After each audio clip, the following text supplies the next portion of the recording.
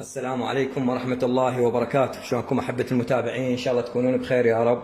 اليوم راح أسوي لكم طريقة عمل الدجاجيك اللي هو معروف وأغلب البيوت العراقية يسوونها مقبلات الدجاجيك. طبعا هي سهلة إن شاء الله، وطلبوها من عندي بعض الأعضاء. وطبعا هذا الفيديو هدية إلى حبيبتي جوجو بنت عديلي السيد حسن من كربلاء. أوجه له تحياتي من الرمادي إلى كربلاء، أخي وعديلي وصديقي السيد حسن، وتحياتي للعائلة الكريمة. وحبيبتي جوجو بالأخص هي تحب الدجاجيك، وإن شاء الله هذا إلها هدية الفيديو. طبعا عندي هنا المكونات. أخذت أني قطعة خيار واحدة فرمتها بهذا الشكل، شرائط يعني خفيفة.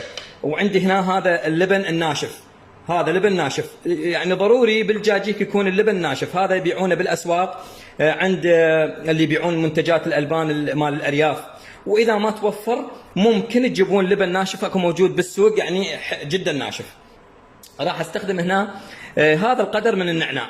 أنا طبعا المطاعم يستخدمون النعناع البودرة، هذا أنا ما راح استخدم البودرة بما أنه عندي فريش يعني موجود زارعة بالحديقة. هذا النعناع أخذت هذا القدر فرمته هيك يعني ناعم.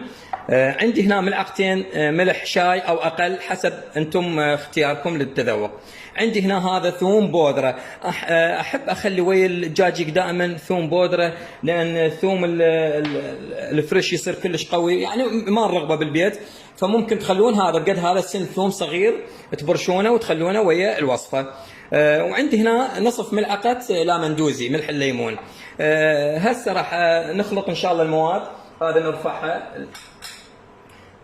طريقتها جدا سهلة إن شاء الله. هذا اللبن الناشف، طبعا نضيف الخيار أول مرة، نضيف النعناع، نضيف البودرة مال الثوم، نضيف اللامندوزي، نضيف الملح. هذا كله خلصنا منه.